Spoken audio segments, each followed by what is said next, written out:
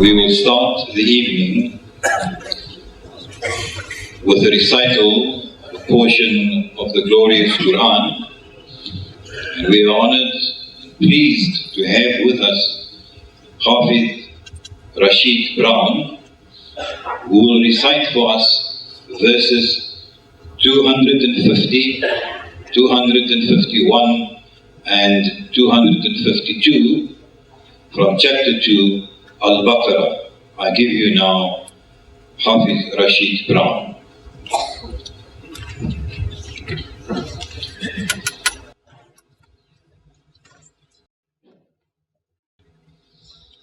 أعوذ بالله من الشيطان الرجيم.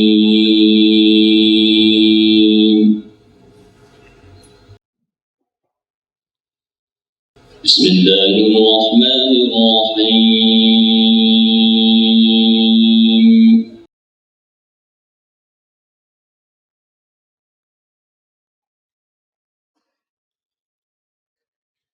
ولما برزوا لجالوت وجنوده قالوا ربنا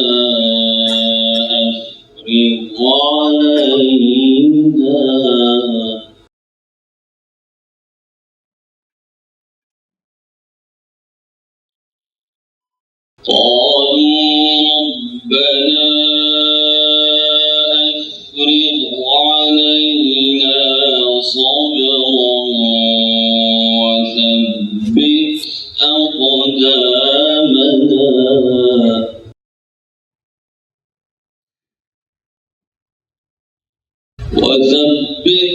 أقدامنا وانصرنا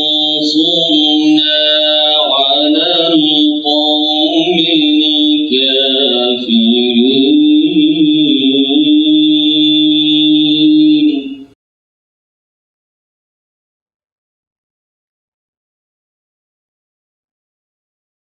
ولما برزوا لجالوت وجنوده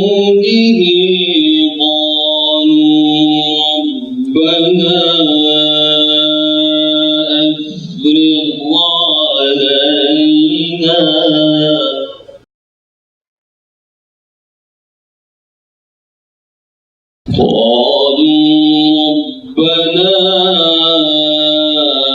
أفرغ علينا صبرا وثبت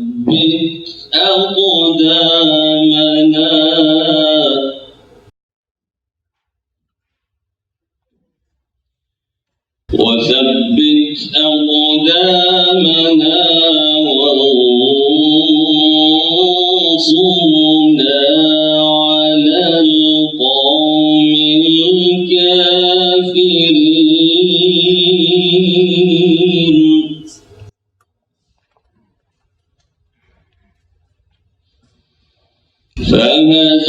فهزموهم بإذن الله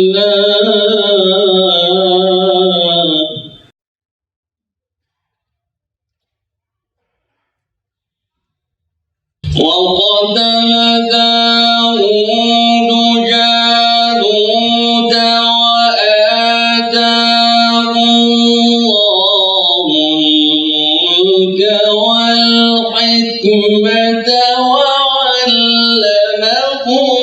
مما يشاء.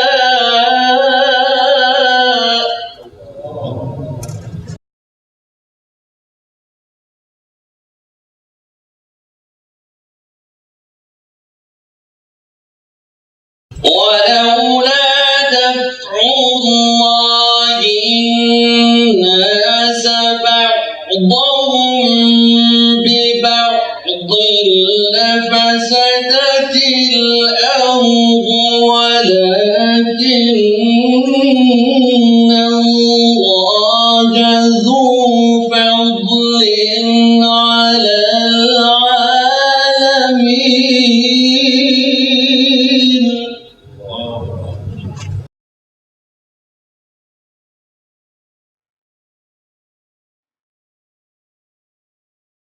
فهزموهم بإذن الله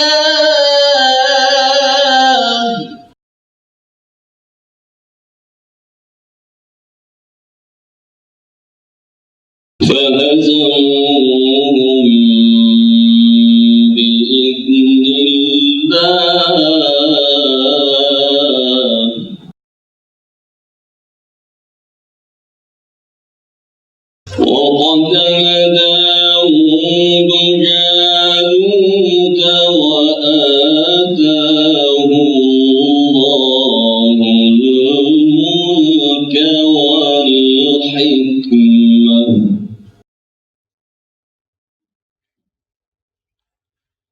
وآتاه الله الملك والحكمة وعلمه مما يشاء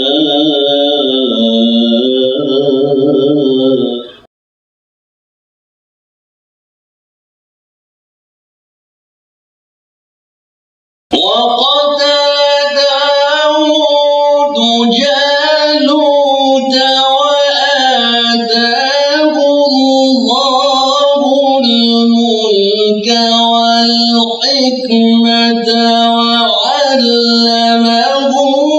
مما يشاء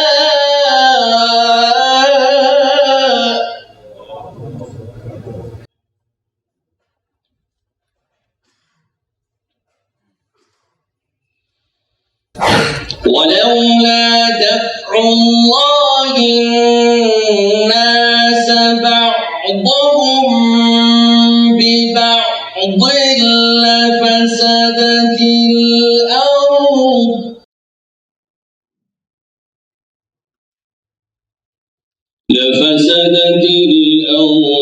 ولكن الله ذو فضل على العالمين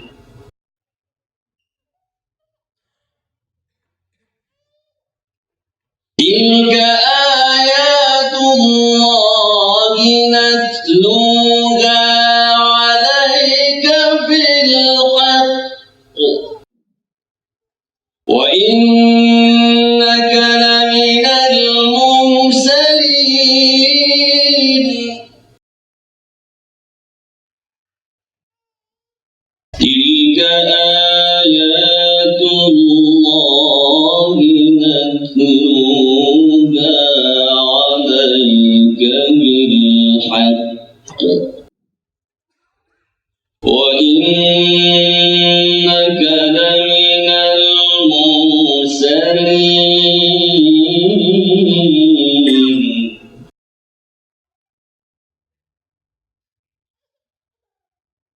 بسم الله الرحمن الرحيم لإيلاف قريش إيلافهم رحلة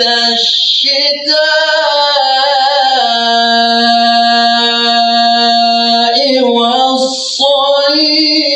والصيف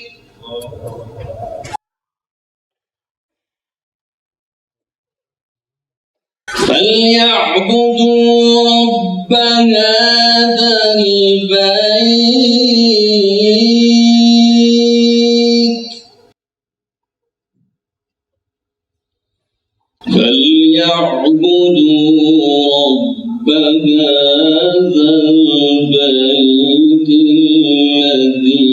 الذي أطعمهم من جوع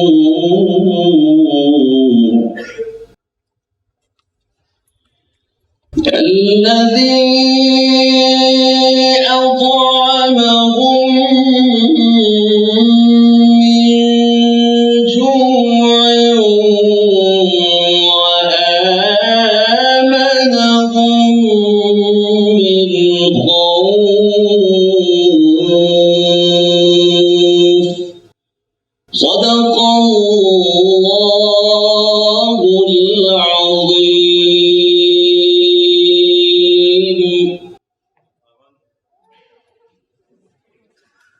آمنت بالله صدق الله مولانا العظيم. I believe in Allah, verily Allah has spoken the truth. I have on previous occasions, similar to this, had the privilege of sharing a platform with our brother Hafiz Rashid Brown. And it appears to me that each time I hear him, he sounds even better. And I'm sure you will agree with me. I take it upon myself on your behalf to confer on him the title As-Sawtil Jannah, the voice from heaven. May he always be around, inshallah.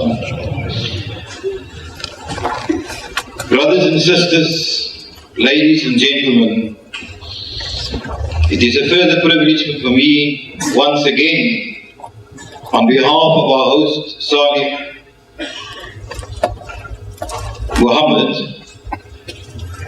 to share a platform with our great brother from Durban, Ahmed Deedat. I have no intention of boring you with introductions. He needs no introduction. He has many critics, but those people who do nothing never are criticized. And those people who criticize find it impossible to do 1/10 or 100th or 1,000th of what Brother Deedat has done. I don't have to tell you that he is a household name, not only here, not only in the Middle East, but throughout the whole world. It is therefore my esteemed pleasure to introduce you to him again tonight and to his topic. Brother Ahmed Deedat will speak to us on the topic Islam's answer to the New World Order. May I just remind you that this is a formal gathering. It therefore has a format. Brother Ahmed will speak to us, and thereafter, when it comes to question time, I will remind you of what the format will be. And now I have great pleasure in calling upon Ahmed Deedat to speak to them.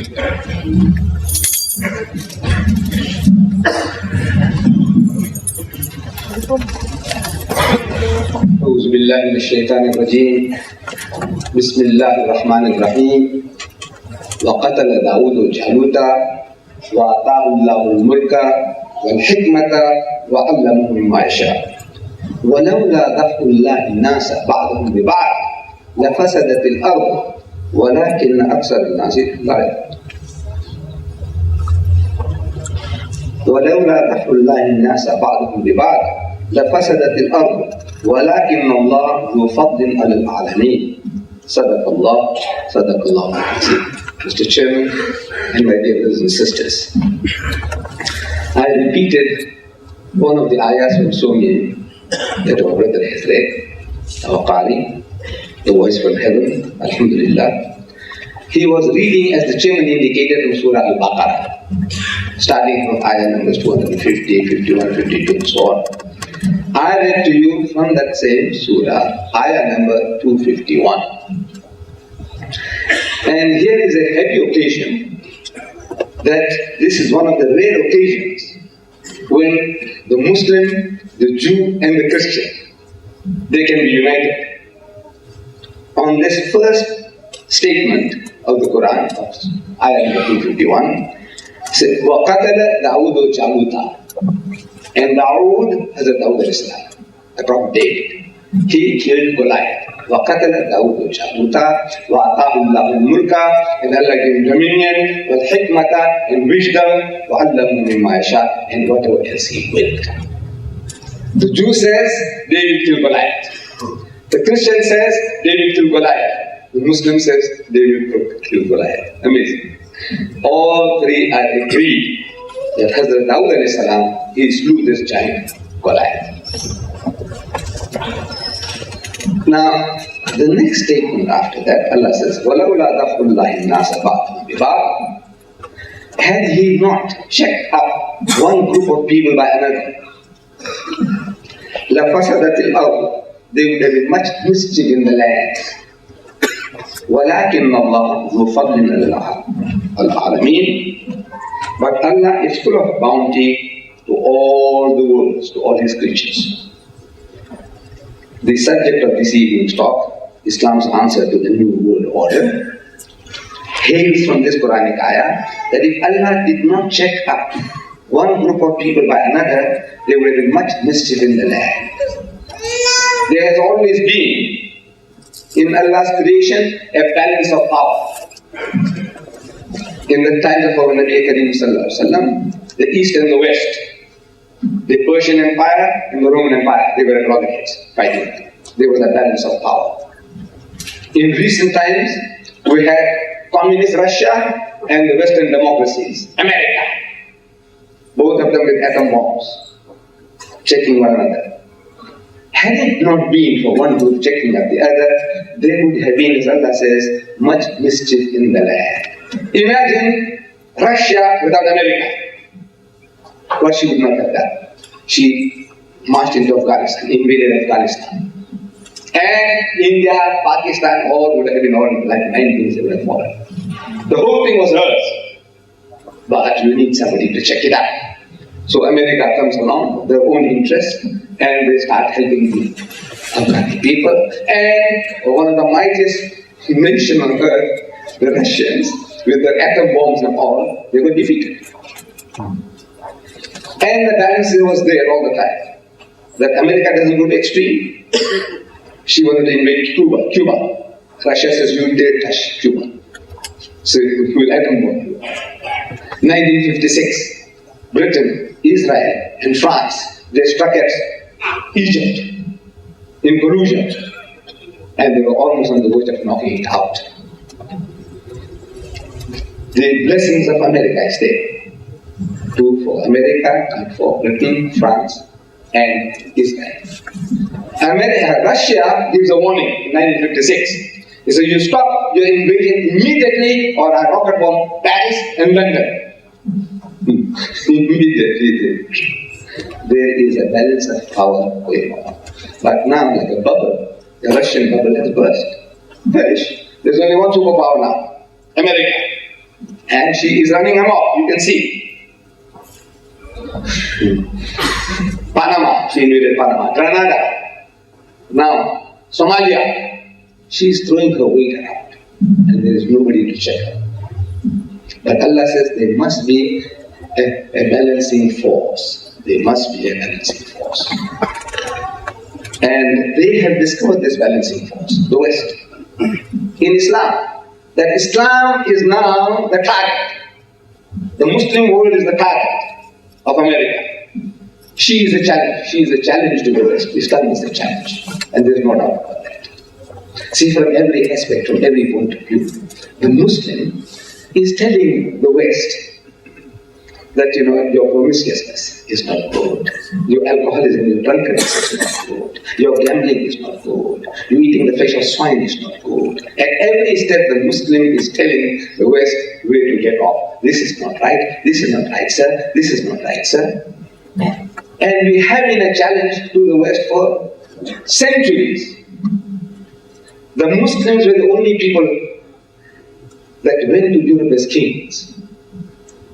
Do you know that? Muslim nations were the only Muslim people who went, the only Asiatic people who went to Europe as kings, as rulers. The Phoenicians had gone there as traders, the Jews were taken as fugitives or captives, the Muslims went as rulers. They went and ruled Spain for 800 years. And this was at the time when Europe was just beginning to become conscious of their nationality, that we are a people. At that time in their history, the Muslims were knocking at the door. From Vienna, the Turks, in Austria, and this side in Spain, 800 years. So the Muslim has been an eternal challenge, religiously also. Islam has come up with Christianity and is telling the Christians that the fulfillment of the teachings of Moses and Jesus are found in Muhammad. So religiously, the Muslim is a challenge. In his social way of life, he is a challenge. So he is a challenge. And now he is becoming the focus of the Western world. So they are now planning, the West is planning, a new world order. And here is beautiful publication, from the cover point of view, beautiful publication. What's behind the New World Order? If you saw this in the bookshop, you'll buy it. And it says here, the hidden agenda, almost no one dares to discuss. Won't you like to know? The hidden agenda, which no one dares to discuss. And they're discussing it here. How will it affect you? How will it affect you? Now, everybody will buy this book. It has become a bestseller. But now when you open the book, you find it has really got nothing to do with this New World Order. This is a ruse, a stratagem of selling their books. You read inside that the whole book is concerned with Pope bashing His Holiness the Pope, bashing the Roman Catholic Church. This is one of the sects of Christendom called the Seventh-day Adventists. They published this book. Now, in the guise of telling you about what's behind the New World Order, they now brainwashing you, programming you into bashing the Roman Catholic Church and Baba the Pope. In this book here, this little book, they go on to say that His Holiness the Pope is the beast. In the book of Revelation in the Bible, the last book of the Bible, a beast is mentioned, a creature, who is the filthiest, dirtiest thing, creating evil, and his number is 666. The number of the beast is 6. There's a code name. There's a code name for the beast is 666. Now this book on page 49 proves 3 times over that it is the Pope is the beast, the Pope is the beast, the Pope is the beast, from 3 different angles they're trying to prove. Then they are now advertising a book, and the title of the book is Will America Survive? Will America Survive? And it has become #1 bestseller in America. Naturally, every American who is literate, he wants to be, what about my country? Will it survive? What is the problem? How does it affect me? And it's a 672-page book. Will America Survive? 672 pages. But this book is 100-year-old. How did it become the world's bestseller? It's 100-year-old. Oh, the Americans are geniuses. The title of the book was The Great Controversy, written by Mrs. Ellen G. White, a divorcee. She created a movement. She had the spare time and the energy to write 672 pages attacking the Roman Catholic Church and proving that Saturday is the 7th day they should have for worship. 672 pages. So, and the thing is gone out of business. Nobody wants to buy that book anymore. But the Americans are geniuses. They changed the title. The title of the book is the same, 672 pages, written by Mrs. Ellen G. White. You change, give it a new clue, new uniform. The new title is Will America Survive? And will become a bestseller. Same book, same name, but different game. Same name, different game. So, I was tempted to go through this book. This is no. This book is a hoax. It's a hoax. But now this is how they sell it. Because the bestseller, just change the title. This is the old title you used to, you won't buy that anymore. You won't buy it. This is now, Will America Survive? Every American wants to buy it. Bestseller. Now, this New World Order has been mooted by George Bush. George Bush. This is what he says. This is what he said. It is a big idea. This New World Order is a big idea. A New World Order where diverse nations are drawn together in common cause. Diverse nations, different nations get together, common cause. Only the United States has both a moral standing. Only the United States has a moral standing and the means to back it up, says President George Bush in his State of the Union address, reports the Los Angeles Times of 18th February 1991. So America has come to the forefront to lead the world into this new world order. And we can see she has the moral standing. One of the most immoral nations on earth. And she claims to have a moral standing. In the United Nations, more than 100 resolutions have been passed, have been mooted against her illegitimate child Israel. And every one of them, America vetoes. The whole world is on one side, and America and the illegitimate child Israel, they are on the other side. They win the day. They have the power of veto. They have the big stake. That's a moral standing. 110 resolutions she vetoed. Anything you say about Israel, she says veto. Anything the whole world says about Israel, veto. Veto. Veto. More than 110 vetoes in the United Nations. That gives her that moral right to now go and throw her weight all over the world, wherever in Somalia, they're knocking heads into the Somalis. In Bosnia, Herzegovina, the people, the Muslims are struggling there to survive. And in that, they have imposed an embargo, an arms embargo upon the Muslims, a small community of Muslims, surrounded by the Croats and the Serbs. Well armed, they have their own munition factories, they manufacture, but now for the Muslims, arms embargo. Nobody dare supply them with arms. And this is the moral standing. This is the moral standing of these Western nations, so-called Christians. But what do they do? They have a Christian banner. They say this is Christendom, this is Western Christianity. Britain, France, and America. They are the main Security Council members, and they veto anybody says no. Anybody tells you, says, look, please help the Bosnian Muslims. Every nation has a right to self-defense. It's a fundamental human right. Gibbon, the master historian, in his Decline and Fall of the Roman Empire, he said that in the state of nature, every person has a right to defend his person and his possession, and to extend his hostilities to a reasonable amount of satisfaction and retaliation. Everybody has a right to defend himself, his wife, children, family, possessions. Everyone has a right, but not the Muslims. The Muslims of Serbs, of Bosnia, they have no right. Let them be slaughtered, massacred, ethnic cleansing, wipe them out. Mitterrand, the Prime Minister of France, he said, I will never allow Islamic State in Europe. I will never allow. Who are you? You are a God. What makes you to say that? No, it's a might that you have. If a nation, a group of people, they choose, look, we'll have a communist system. They have a right. The majority of the people in a piece of land, they say we will have a communist system. They have a right. They said we will have a Hindu system. They have a right. They said we will have a Christian government. They have a right. The majority of the people in any situation, they have a right to choose a way of life that they want. But not for Muslims. No. So I never allow. In other words, take direct intervention to see that it doesn't happen.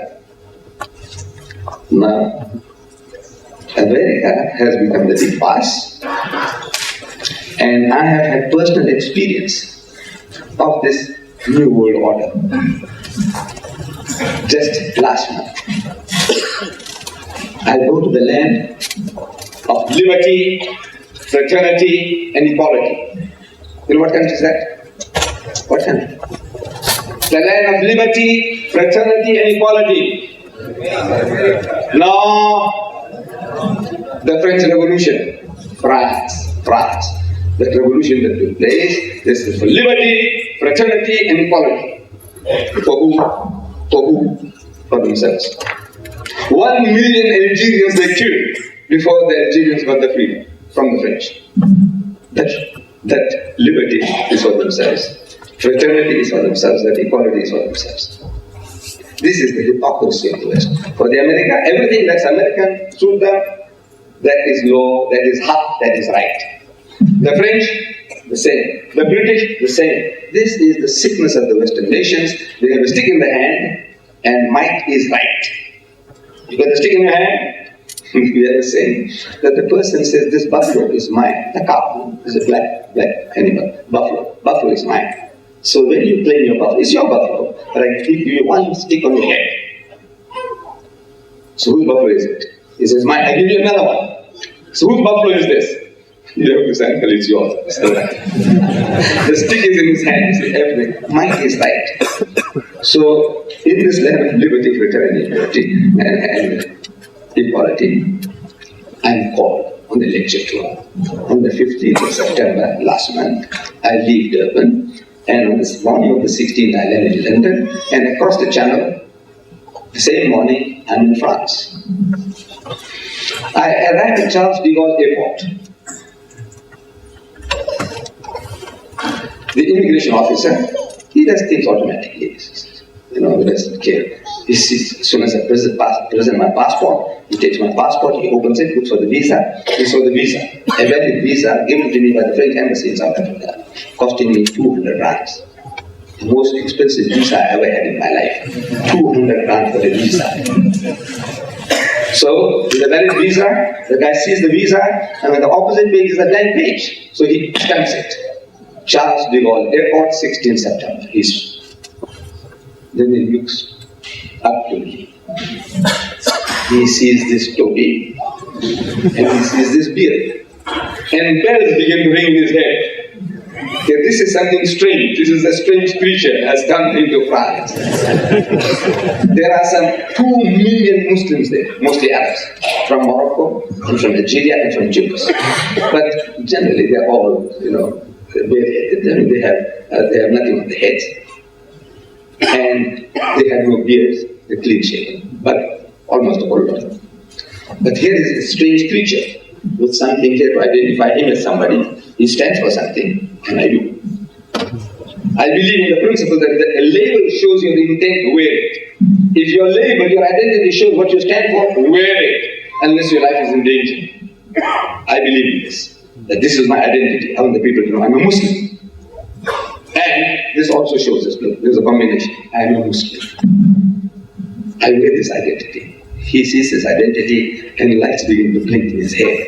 So this guy's a danger. So he types my name on the computer. And I appear. I can't see it, but I know what's going on. He sees my name and he presses a button. I didn't see him pressing the button.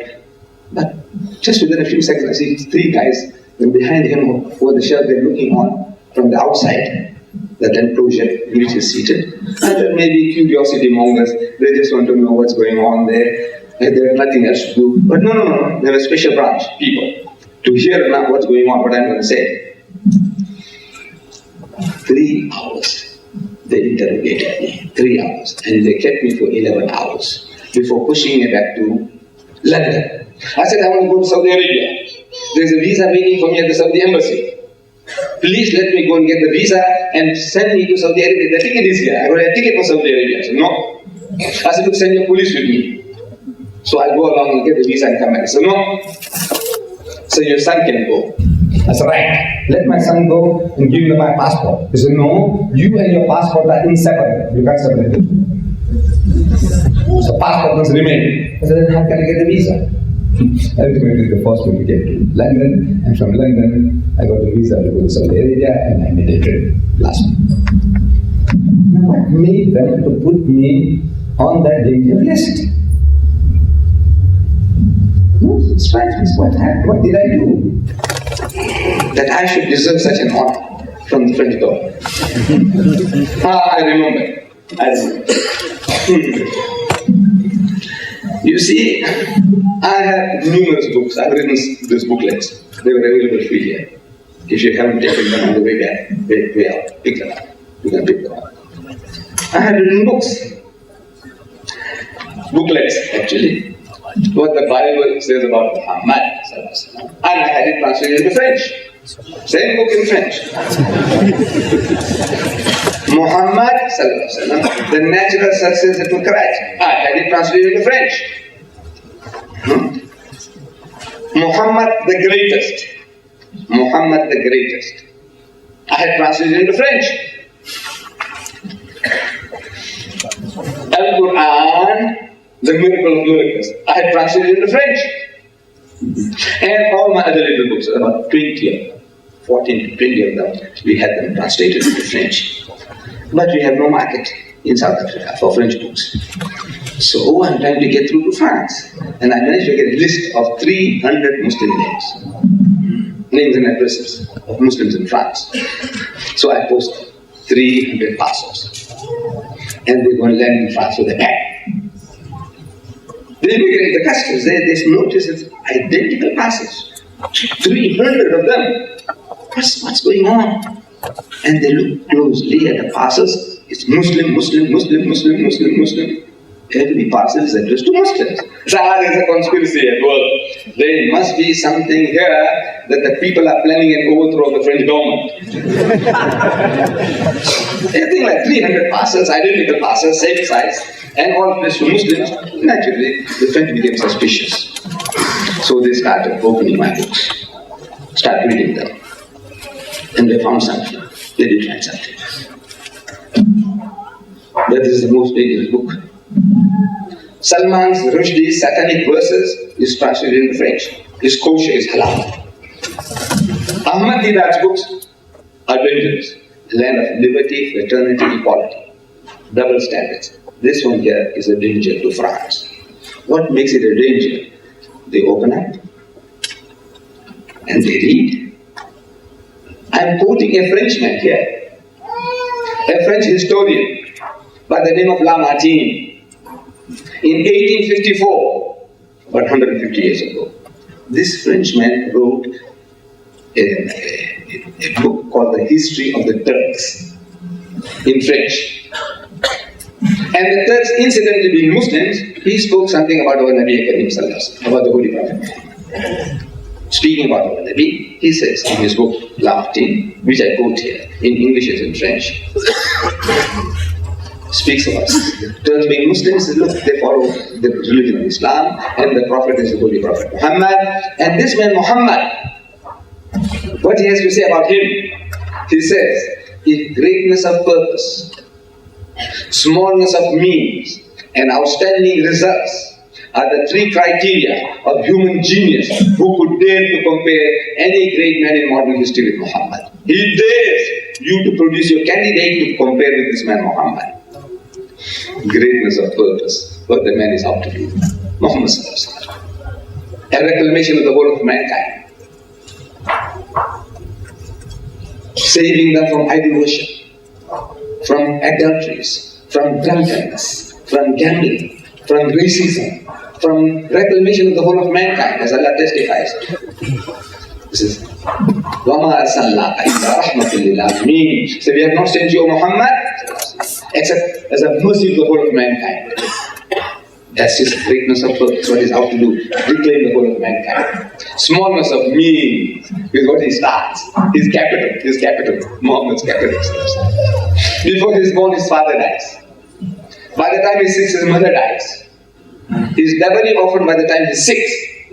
Then 2 years, his grandfather looks after him, and he dies. Then he's looking after his uncle Abu Talib's goats. That's his capital.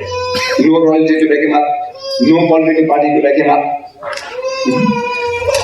With this, what he starts, smallness of means and outstanding results.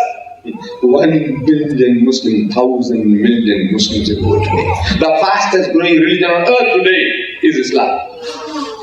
We are not so successful here, but overall in the world, in America, is the fastest growing religion. In Britain, is the fastest growing religion, Islam. Alhamdulillah.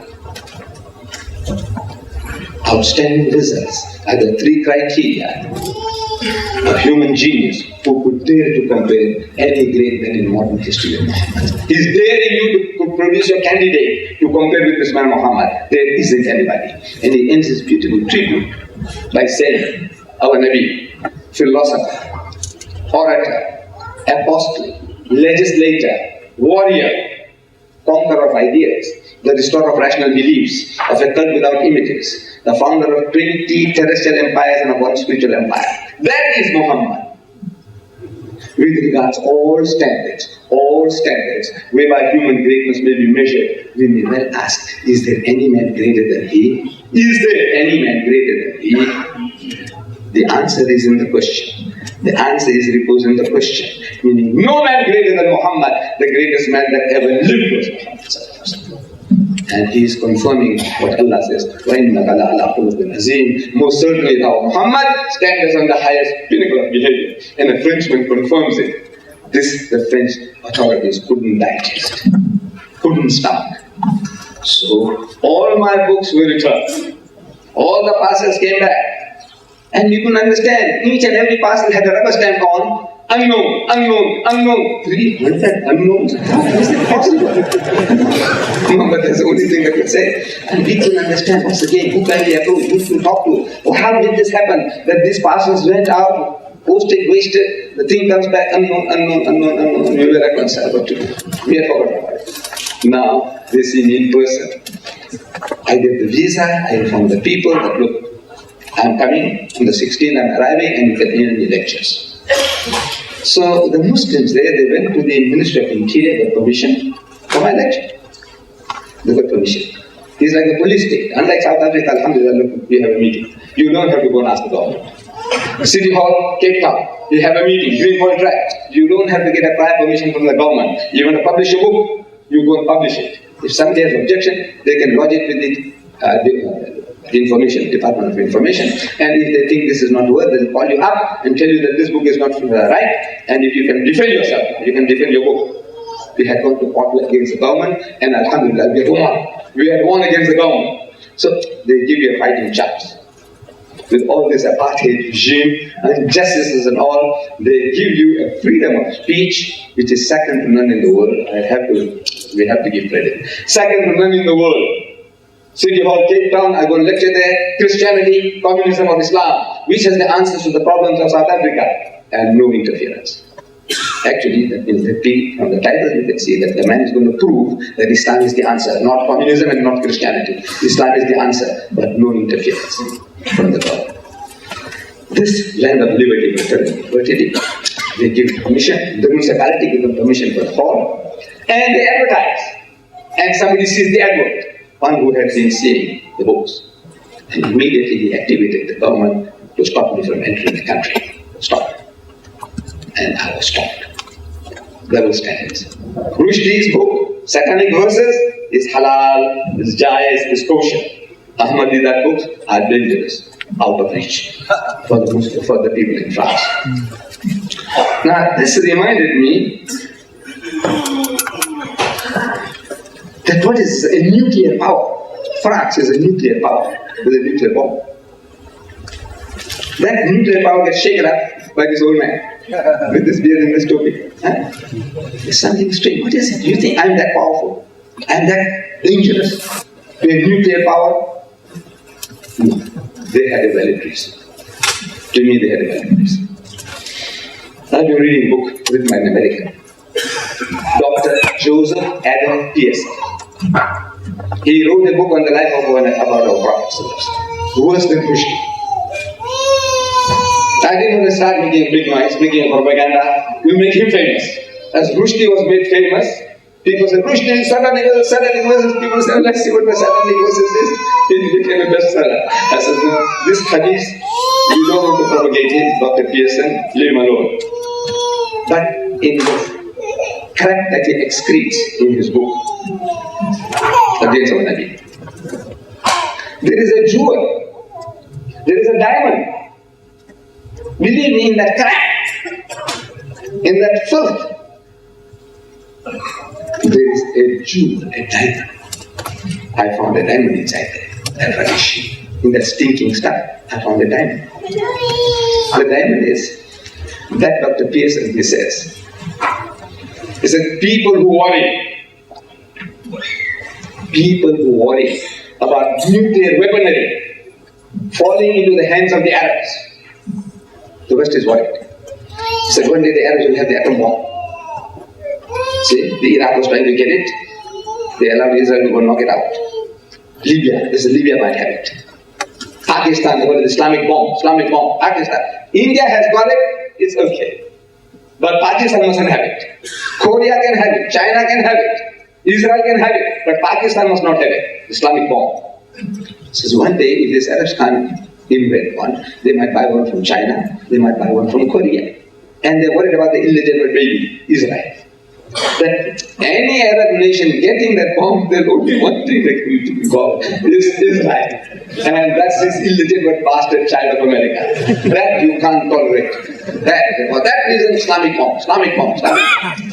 So this American, he says, people who worry about nuclear weaponry falling into the hands of the Arabs fail to realize that the Islamic bomb has been dropped already.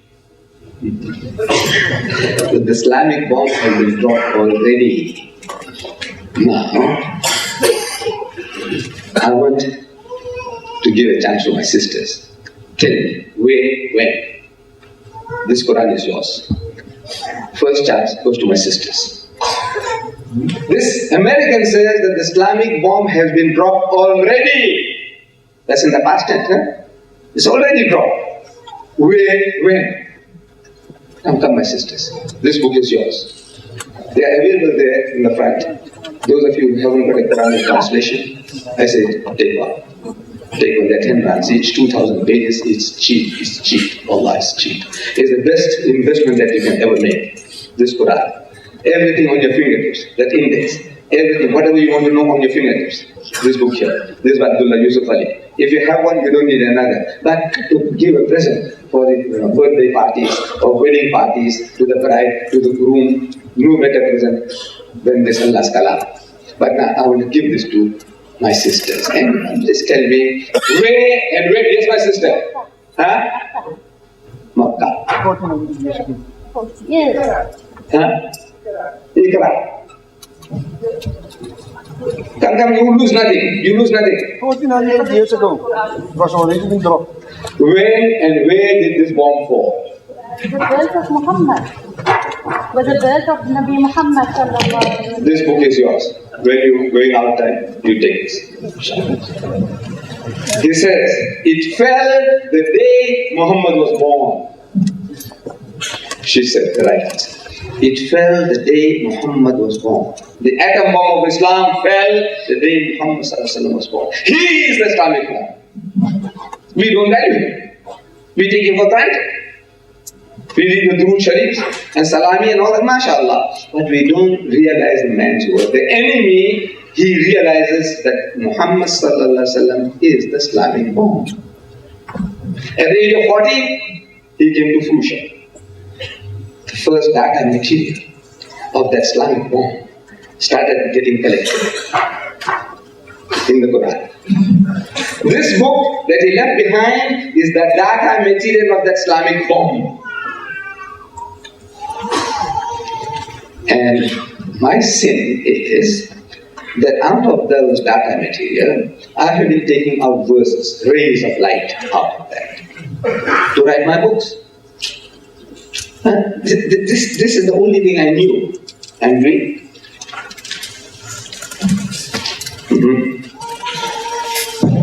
The first book. What the Bible says about Muhammad. It starts inside. You take the booklet, it starts. This one starts. There's an ayah from the Quran. Bismillahirrahmanirrahim. قُلْ أَرَأَيْتُمْ إِنْ كَانَ مِنْ عِنْدِ اللَّهِ وَكَفَرْتُمْ بِهِ وَشَهِدَ شَاهِدٌ مِنْ بَنِي إِسْرَائِيلَ عَلَى مِثْلِهِ فَآمَنَ وَاسْتَكْبَرْتُمْ إِنَّ اللَّهَ لَا يَهْدِي الْقَوْمَ الظَّالِمِينَ. From Surah Ahqaf, chapter 46, verse 10, and the whole book is a commentary on that ayah. Is my commentary on that ayah. Next one, Muhammad, the natural successor to Christ.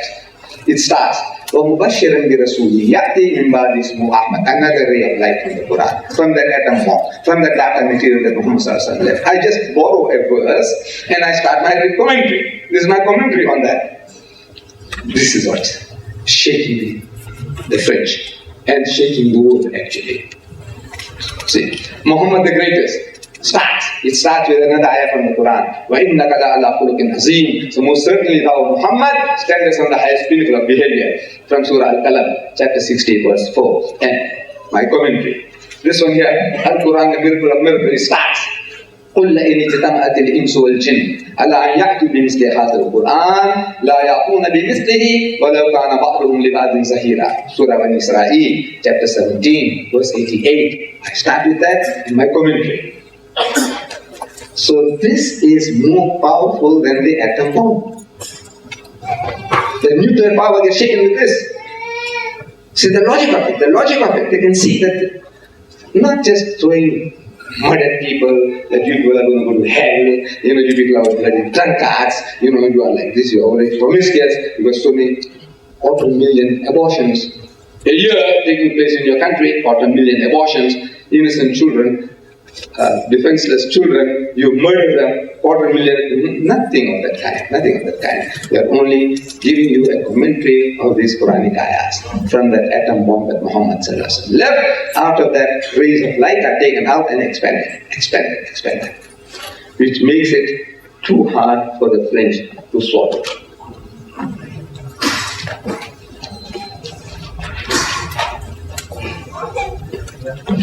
Now, they are terrified. See, Islam is the challenge. George Bernard Shaw,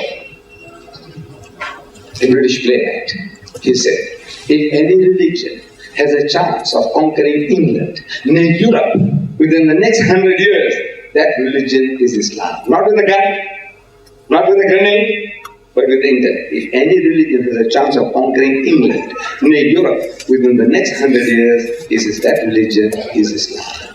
And they know. Islam is growing in Britain. And in France, there are 2 million Muslims there. And you have to talk to the people according to their background and experience. And to do that, before leaving for France, I learned French. It's a hobby. If I go to a new country, I try to learn the language of the people. I was wanting to go to Indonesia, so I learned Indonesian. And in the city hall of Cape Town, I was demonstrating to the people. I said, you see, every language is beautiful and every language is unique. But when we don't know a language, that language seems funny to us, silly to us. So I started telling the people, I said, now look, I want you people to vote for the silliest language that I'm going to speak. So saying, I said, look, I'm speaking English to you. You Malays are more bilingual than the Afrikaners. You speak English as good as your Afrikaners. At home you speak Afrikaans like the Afrikaner, and with me you speak English as good as the Englishman. You are most bilingual people. So I'm speaking English. It sounds natural to you. If I speak Afrikaans, as a maar exaggerate waarheid, dit is wat jullie voorbeelden dat ik weggaan, want als ik als niet weggaan, niet. So you say, well, this has got some weird accent, some funny way of saying. But there's nothing funny about the language. There's nothing funny about the language. There's funny about my pronunciation, but nothing funny about the language. Then I quoted some verses in Zulu. You used to listen in Xhosa. Xhosa and Zulu are sister languages, dialects of the same language. Again, it's not so funny. Then I quoted Swahili. It said, tazameni mikono yangu na miguu yangu. Yaguwa ni mimi mwenyewe. Mshike ni mwone. Waguwa roho haina mwili na mifupa. Kama navyoniona mimi kwa nayo. And there was a smile on the audiences. That sounds a little funny. Then, as a tengo flat, tanganku dan kakiku, inilah aku sendiri, jamahlah aku dan lihatlah, karena hantu tiada berdaging dan tulang, seperti yang kamu lihat pada padaku. And there was a laugh. So that means they voted. They voted already. I didn't have to ask. You voted that the silliest and the funniest language is this last one. So I'm asking my audience. In fact, it's the simple fact. With mostly my Muslim brothers and sisters, mostly Malays. Mostly Malays. So I said, what language is that? They don't know. I said, that's your language. Damn fools, this is your language. Your language is the silliest and the funniest language. How can you say such a thing? No, the reason is, for 300 years we didn't hear it. And it's 10,000 miles away from here. So there's no chance of you just going to do it. So that language, because you didn't hear, it sounds the silliest and the funniest. But if you were an Indonesian or a Malaysian, this is the sweetest language, Tengo, Tangangu, dan Kakiku. My God, you say that's the best. So now, I have this hobby of mine, I learn French. And that's the hardest language. I know Spanish, I can give you Spanish. Hebrew, I can give you.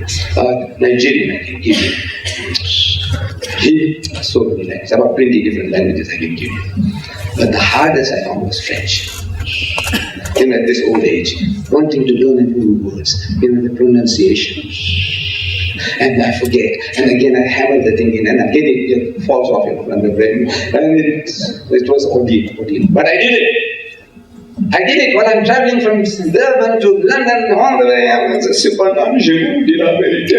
Il a inventé le jour pour vous que je parle, car si je ne parle pas, les conservateurs ne viendront pas pour vous. Mais si je m'en vais, je vous l'enverrai. I did it, and still carry on and on. I said, when I land in France, I'm going to tell these Muslims, I said, look man, this old man, I took the trouble of learning this in French. Why can't you do the same? If this old man of 75 can do it, why can't you young people do the same? And this is, you're speaking the language. This is a foreign language to me. And it's a very difficult language, especially for those, I was told, if you know English first, then French is very difficult. If you just throw you into France, in the French environment without knowing English, you can learn it quickly. But if you learn English first, because it's phonetic, it's a B-A-D bat, C-A-D cat, R-A-T rat, M-A-D man, French is not like that. So, it's very difficult. I learned it. Now, in the second book of mine, Muhammad, the natural successor to Christ, I'm quoting an Afrikaans verse. It's in the English one, there's Afrikaans is there. And it's a very, very beautiful way of starting with the Afrikaans, I found. I meet an African and apologized to him. I said, you know, sir, I'm in South Africa for 60 years and I can't speak Afrikaans. You know, I said, I feel very sorry, very sorry. My apologies. I said, you see, the reason is, when I went to school, they didn't teach us Afrikaans at school, and that's a fact. But my children are doing very well. My children are learning Afrikaans. But you see, me in my own way, I'm trying to learn the language. And you see, what I do is I use the Bible. I know the Bible extensively by heart in English. So if I want to learn another language, I get a Bible in that language. That's how I learn French. That's how I learned Indonesian. That's how I learned Swahili. I get a Bible in that language. So I want to learn Afrikaans, so I get an Afrikaans Bible. And what I already know, I memorize that. So I'm telling the Afrikaner, I says, you know, your language is a unique language. Absolutely unique. Actually, all languages are unique, says the Quran. They are all signs of Allah's creation. Every language is miraculous and every language is unique. But yours is more special. It's the youngest of the world's languages, Afrikaans. And I said, it is absolutely unique. I said, you see, use 4 negatives to prove a positive. So what you're talking about? I said, you see, you know, in the Gospels in John, chapter 16, verse 7, it says, Maar ek sal julle die waarheid. Dit is vir julle voorbeeld dat ek weggaan. Want as ek nie weggaan nie, sal die toerusting nie na julle kom nie. Maar ek as weggaan, sal ek kom na julle stuur. It says, 4 negative to prove a positive. There's not another language on earth with that. Marakas, ni, weggaan, ni, sal je toestand, ni, ja, dat komt niet. Nee. The guy's interested. He knows it's classic. What I'm quoting is classic. It's not like I say, oh, and this is good, finish. Or tomorrow, finish. But now, this what I'm speaking is something classical to him. It's coming from this new Bible. I'm quoting exactly word for word. He wants to know this. What about? So I said, this toaster. Who is this toaster? If you know this is the Holy Ghost, I said, well, does it say that it's the Holy Ghost? Shh, then you get started. The guy doesn't know what he did. By the time you finish, he doesn't know what he did. And how it started, he doesn't know. He can't remember. I said, I don't know Afrikaans. But I was trying to learn your language. And this is how I do it. And your language is a beautiful language. It's a unique language. And you got 4 negatives to prove a positive. He's buying. There's so many ways of getting at the people. Share, talk to them. Right. The French testified by dividing from France that the literature, that is what I'm talking is very good. the arguments, the presentation, the reasoning, the logic that I am giving you is a very important aspect. I didn't know how important it was. To me, I'm just doing my job. This is natural to me. What I know, I want to share. What I know, I want to share. But the enemy realizes your potency. The French, they discovered me, they sent all my books back. Now here is a magazine called The Commission of the Baptist Church in America. The Baptist Church in America, they have a magazine called Commission, comes out every month. Beautiful magazine. It is not intended for our wives. It's not meant for you or for me. That's for the Baptists. But I managed to get this copy. And in this copy here, son of a Baptist journalist of this magazine called Commission, he visited South Africa. And in South Africa, he is making research to find what the Muslims are doing here. And they find somebody in South Africa whom they call a defender of Islam. Ahmed Deedat is a defender of Islam. That's what they discovered. In my absence, they came to my office. And they went around and they had chat, they found out what we are doing. And at the end of it, they say, this is what they're telling to the Baptists, Christian Baptists, missionaries. For anyone who would witness to English-speaking Muslims, if you want to go with them, for anyone, any Christian missionary wants to come along and talk to English-speaking Muslims, people who speak English.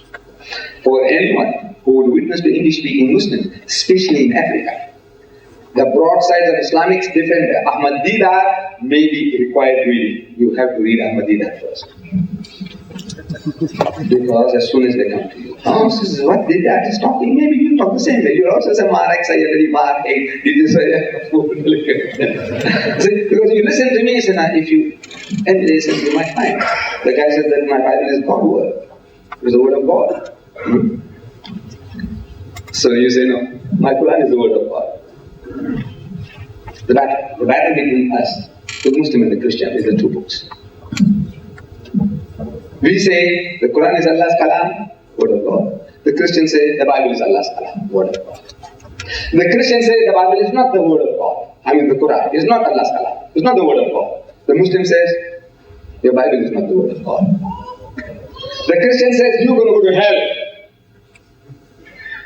Christian is telling us they come into our homes, drink our tea, eat our kusistas, and our samosas, and bhajiyas. And they're sending us to hell in our own homes. You know that? They drink our tea, eat our kusistas, and come down and they send us to hell. The guy says, Christ died for my sins, who died for yours? And the Muslims are thinking. It puts you in the world. The Muslims put you in the world. Who died for my sins? He says, Christ died for my sins, who died for yours? So did Muhammad die for our sins? He says, no. Did Abu Bakr Siddiq die for our sins? He says, no. Umar, Usman, Ali? He says, no. Hassan of Hussein? He says, no. So, we are bankrupt. The Muslims are bankrupt. Nobody died for your sins. Christ died for mine. Now, really speaking, is the most nonsensical question. Do you know that? It's the most nonsensical question. It's like me asking you that when you're hungry, who eats for you? Sister, when you have a headache, who takes the pill for you? When you have a rotten appendix, who gets operated on your behalf? The most nonsensical question. But the Christian is now making us to turn around and say, no, I'm searching and I can't find anybody. So the Christian says, the Quran is not the word of God. We tell him, the Bible is not the word of God. Am I right? He said, you're going to go to hell. We said, you're going to go to hell. No. So Allah tells us in Surah Al-Tabut, chapter 29. See, whenever anybody gives you any reference, make a point of checking up in your own translation. I said, Al-Tabut, and the A you find Al-Tabut. This is chapter 29. You find 29. Ayah number 46. Easy to find. Easy to find. Once you found the chapter, easy to find the ayah. Allah says, وَلَا تُجَادِلُوا أَهْلَ الْكِتَابِ إِلَّا بِالَّتِي أَحْسَنُ. And dispute not. We are told, don't dispute with the people of the book. Who are the people of the book? Jews and Christians. Don't dispute with them. إِلَّا بِالَّتِي أَحْسَنُ. by mere disputation. But do better than that. Do better than mere disputation. This is mere disputation. He says the Quran is not Allah's kalam. He said the Bible is not the word of God. He said you're going to go to hell. He said you're going to go to hell. He said you are black. I said you're also black. This is mere disputation. Allah says don't talk like that, but talk something better than that. How do we do better than that? In Mitchell's Plain, in a plaza, I was attending to the businessman, and in walks a priest pastor, a colored priest. So I started chatting. He said, he's from a videotape. He says, yes. And any questions about that? He said, no, not really. So then I said, you see, the dispute between us two are these two books. These two books are dividing us. He said. I said, you see, you say the Quran is not the word of God, and I say the Bible is not the word of God. He said, yes. But I said, you know, I will tell you why. I will tell you why the Bible is not God's word. Why? He said, why? I said, let me give you a parable, an example. Your father and your mother, they're sleeping. In the middle of the night, a burglar gets in. And your father wakes up and he grapples with the burglar. But the burglar is too powerful. He floors your father, sits on his chest and strangles him to death. And your father is gasping for breath. He's going to die any minute. And your mother comes to the rescue. Your dear mother comes to the rescue. And she saves your father's life. So your dad says, John, that's your name. John, chop off your mother's hands. So Daddy, are you joking? He said, no, my son, I'm serious. I said, Daddy, have you been drinking? He said, no, my son, you know, we are born again Christians. We don't take that stuff. He said, you're like angels, immaculate. We don't take that stuff. Then, Daddy, you are crazy. Am I right? I'm asking the pastor. Am I right? If your father tells that your mother's hands must be chopped off for saving his life, then either he's drunk, but which he says he's not, and he's joking, he's not joking, so he's crazy. Am I right? He said, right. But your dad says, I'm inspired. He said, Daddy, who inspires you? The devil? I said, no, my son, I'm inspired by God. He said, Daddy, you are crazy and your God is also crazy. Am I right? I'm asking the pastor, am I right? If your dad says that you must chop off your mother's hands for saving his life, your reason is the father said, Daddy, this woman, my mother, gave you endless pleasures for 40 years. She gave you so many beautiful children. Now she saved your life and you want to chop off her hands? Daddy, you are crazy. I said, by God, it is God. I said, Daddy, your God is also crazy. Am I right? He said, yes. So I said, now, open. I had the Bible with me. I said, open. So, anybody can read English well? Please come forward. Anybody, young man, any young man, come.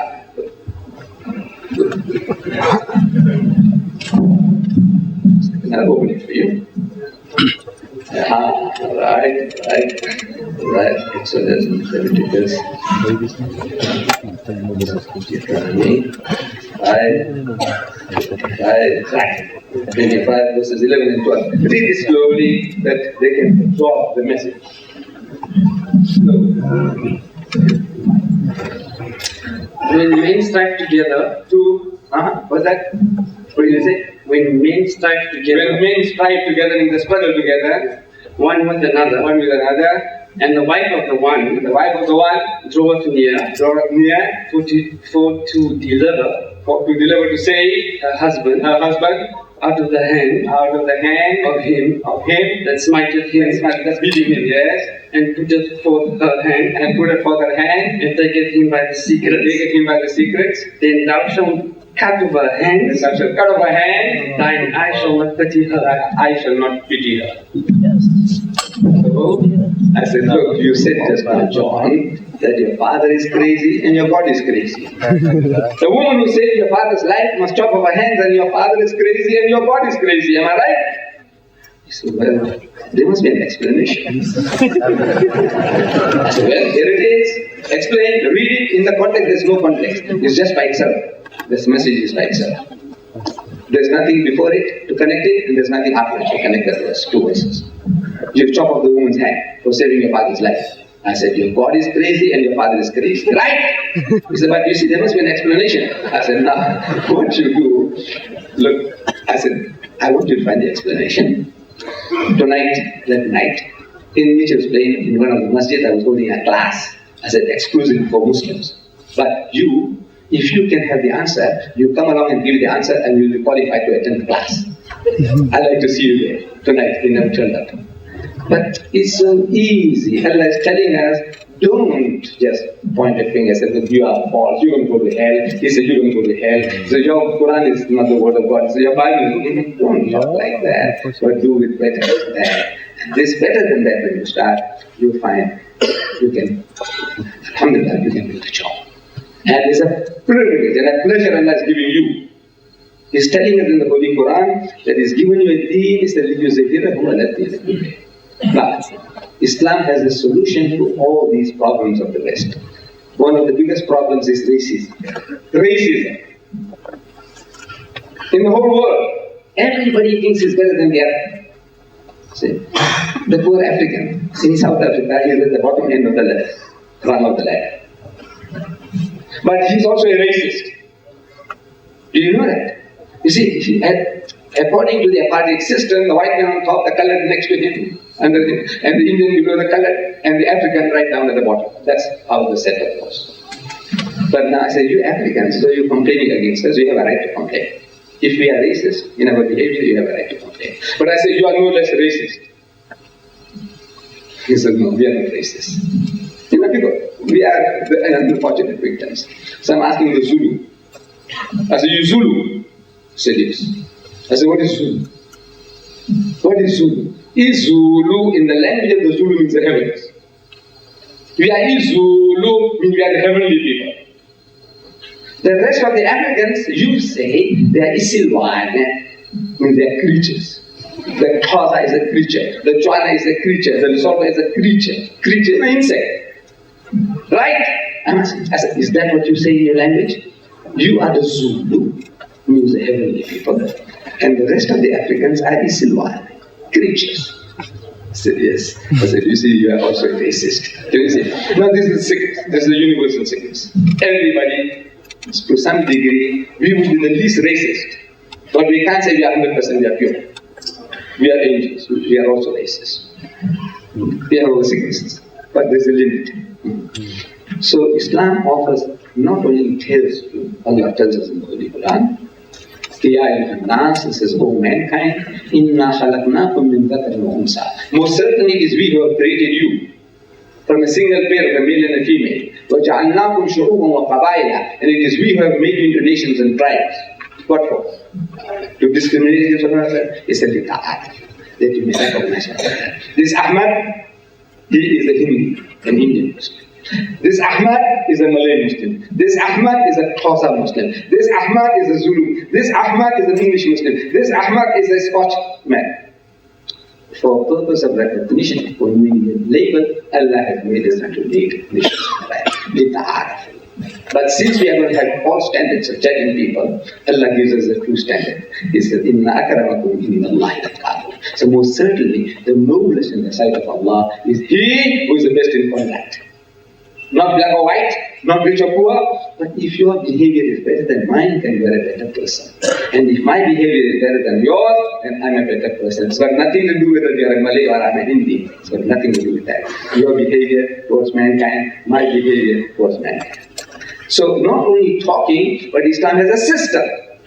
Everybody talks about the fatherhood of God and the brotherhood of man. Everybody says that. But we know the Xhosa, Roman Catholic, different church. The Xhosa, Zulu, different church. The Basotho, different church. Linguistically, they're divided. Then racially, they're divided. For 300 years, they didn't have a black bishop in this country.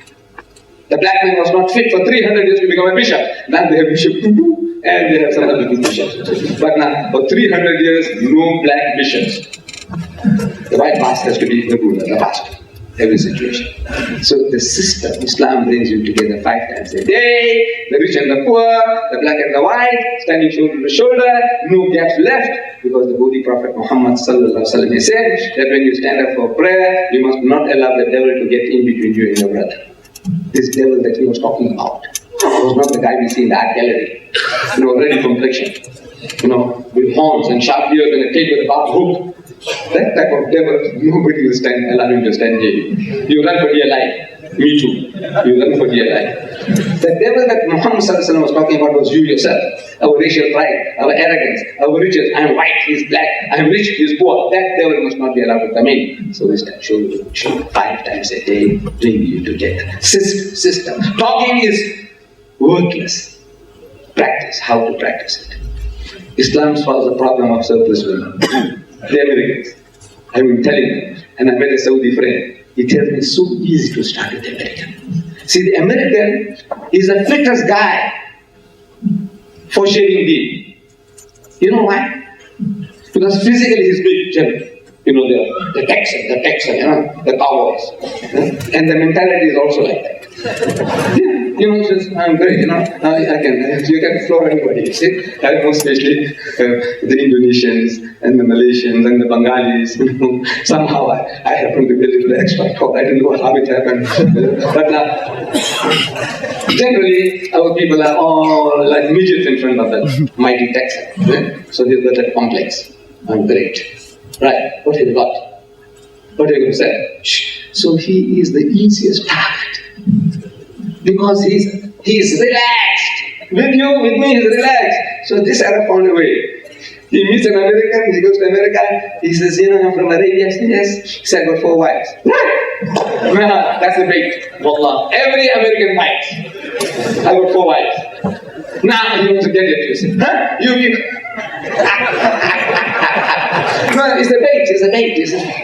No, you see, what I say is, what I mean is that I'm allowed to do 4 wives. You say, I got only 1, but I'm allowed to do 4. But now the thing has started.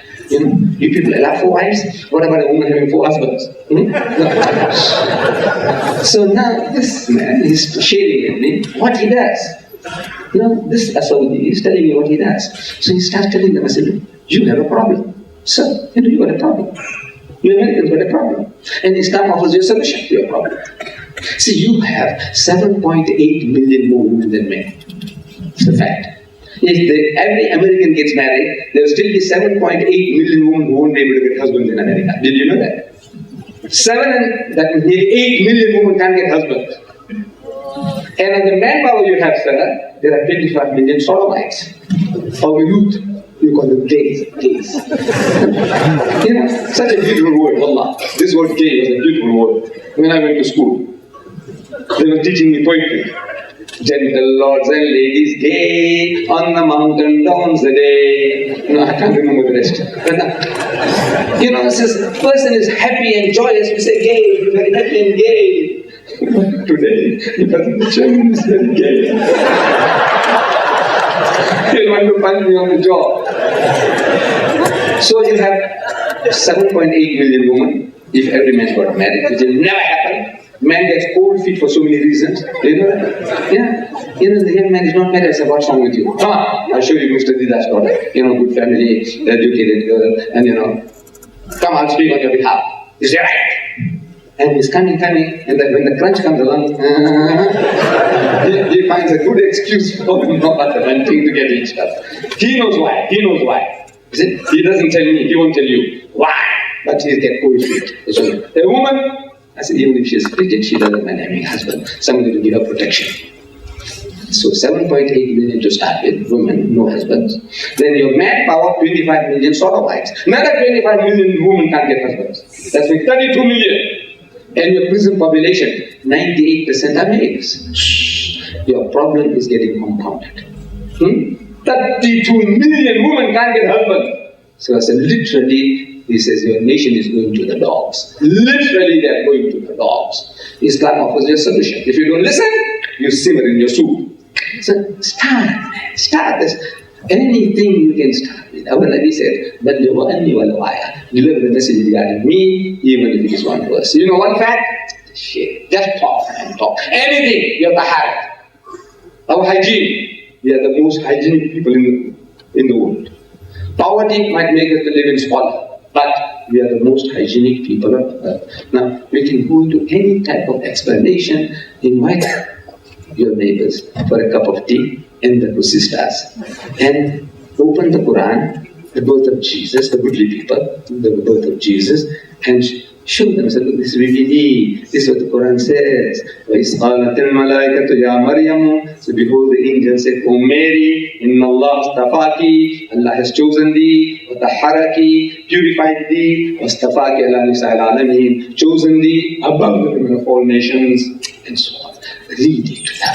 Wallah, you will be able to do a job of work. We need them. We need our neighbors. We can't afford to live like this because ethnic cleansing is taking place in Bosnia, and the same thing can happen here. It can happen here. And then when that comes about, it says these people here are indigestible. You can't digest them. You can't assimilate them. So only is to exterminate them. Then the African and the colored, Christian, at the moment we carry the same identity, but the color, the African, the white man, everybody will join. The Indian Christian, everybody will join in trying to exterminate us. I said, now, why? Why not start talking, sharing, and change the environment? We can change, wallah, we can change. Allah has given us the deen. This is the deen, a way of life. There is a master who can supersede them all. Bulldoze them all. Allah says, never mind how the mushrik might not like it. This is the destiny of his deen. So, my dear brothers and sisters, I have taken much of your time, and I will allow myself for you to ask questions. Thank you very much for this beautiful reception. Jazakallah fi darain.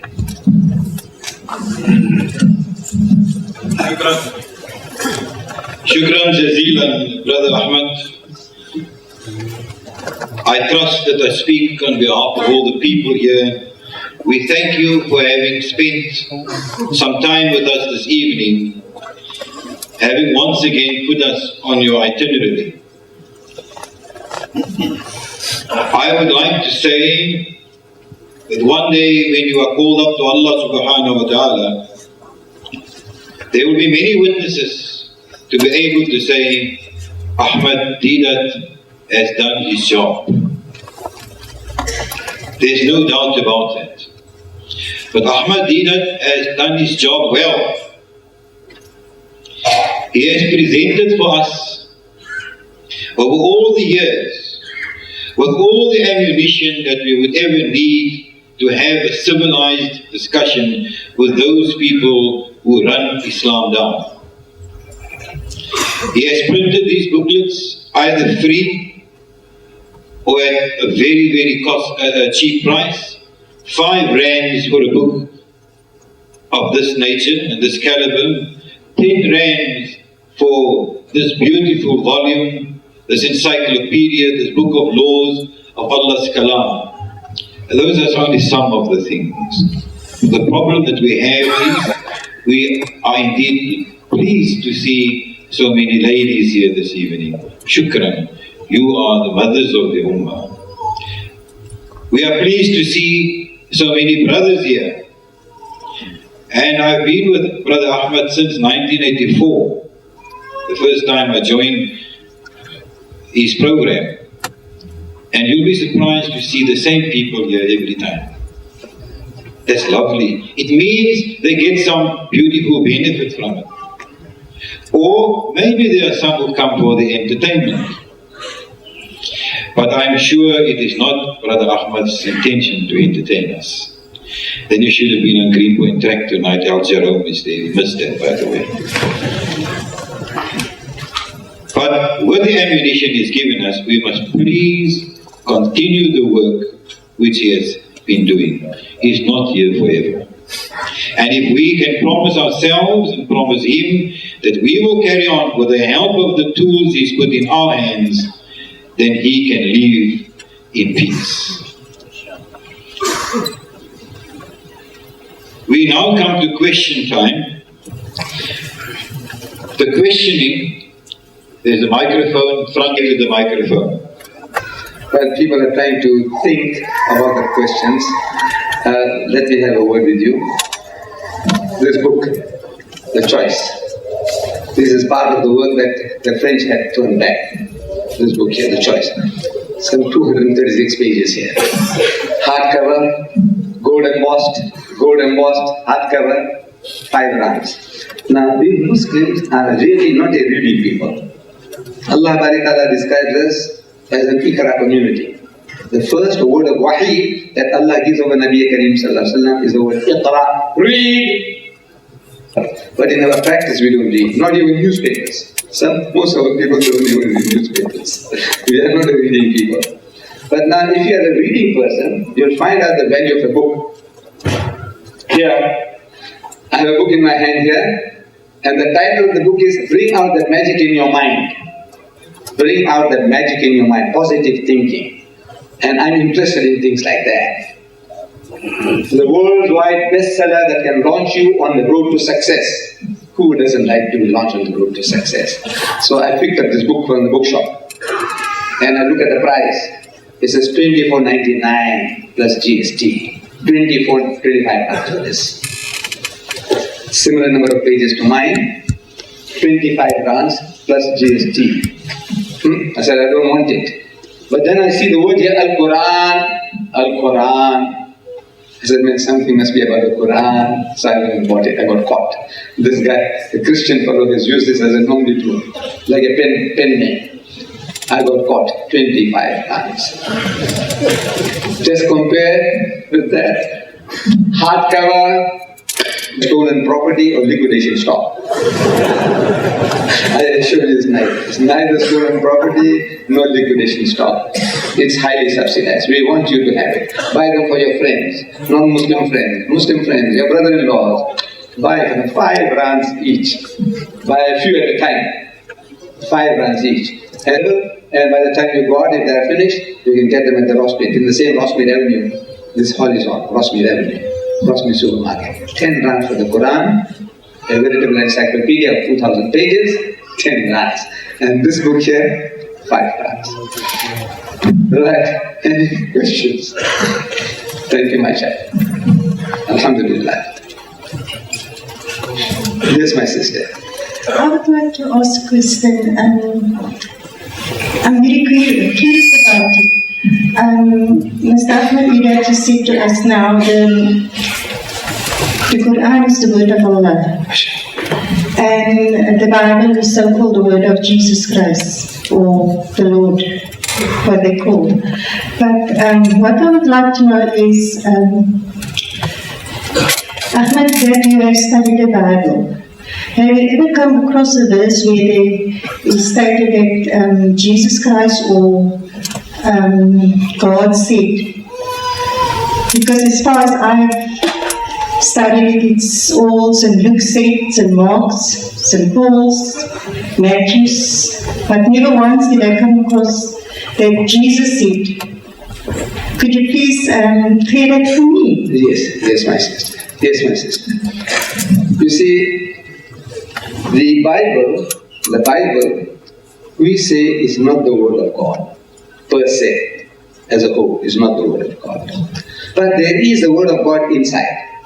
There are statements, like for example, we quote in our book what the Bible says about Muhammad, a verse called Deuteronomy chapter 18, verse 18, where it says, I will raise them up a prophet from among the brethren, like unto thee, and I will put my words in his mouth. Who's this I talking? You ask the Jew, he says God. If you ask the Christian, he says who's talking? He says God. It sounds like Allah's kalam.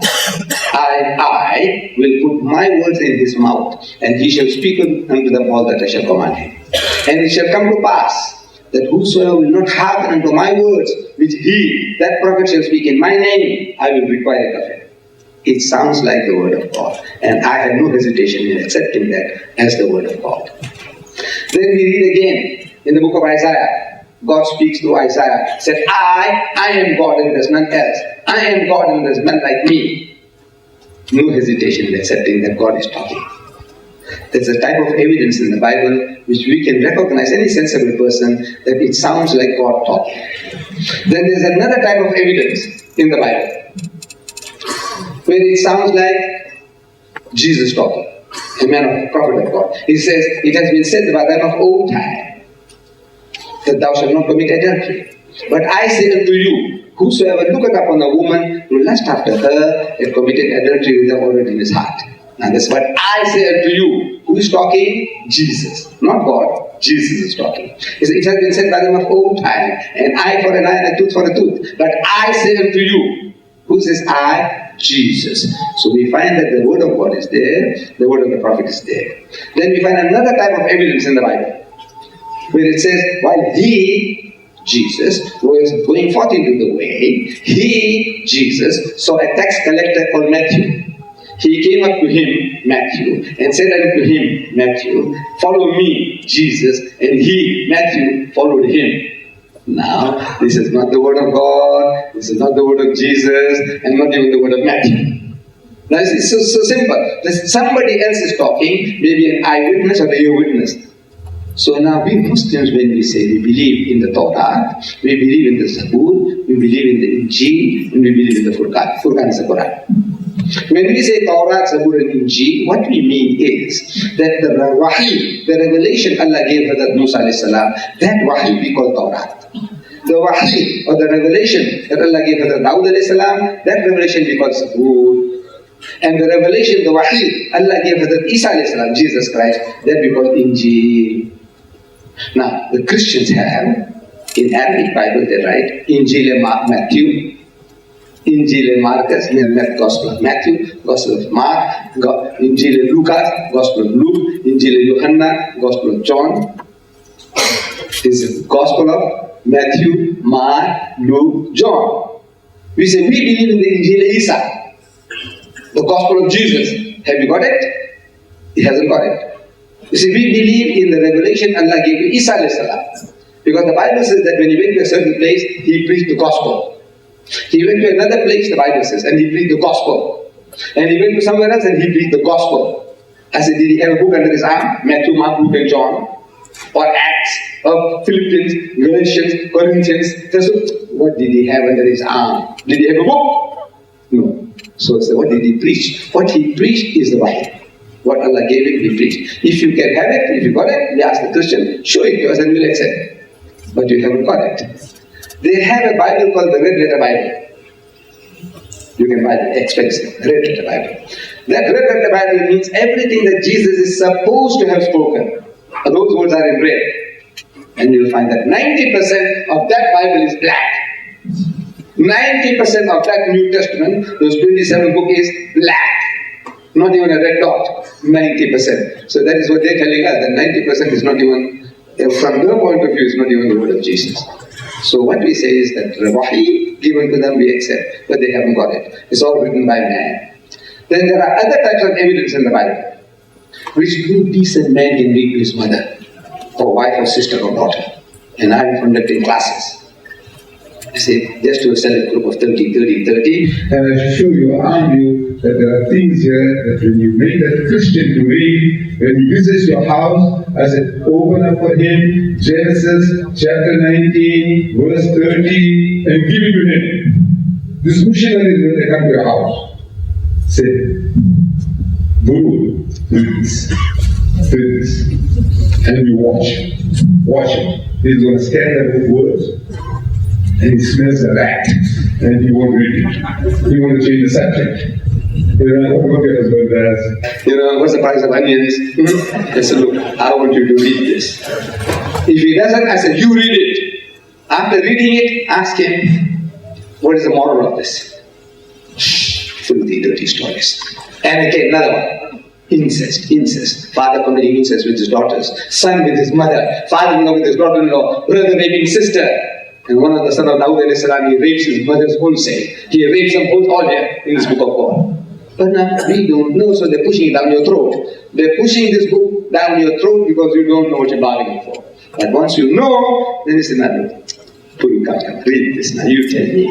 Do you read this to your mother? Can you read this to your sister? Can you read this to your daughter? And even to your fiancée, if she is a good lady, you can't read it to her. So you must be armed. We must be armed. But otherwise, about 6, 7, 8 masjids have delivered talks. And every masjid I'm asking the question, is there a single Muslim whose door has not been knocked by a Christian yet? Put up your hand. First masjid, not one. Second masjid, not one. Third masjid, not one. Fourth masjid, not one. Fifth one guy put up his hand, one old man. I didn't know whether he understood my question, but I didn't have to ask him whether he lives in an ivory tower, out of reach from all the. But then just yesterday or so, I met another old man. But 100% everybody's door is being knocked. I say, is that the role Islam offers for us? That we become a doormat for people, who they come to wipe their feet upon us, who use us as a punching bag. Practice. This is not the role. Allah says He's given you a role, you use it here at that is to master, overcome and supersede them all. And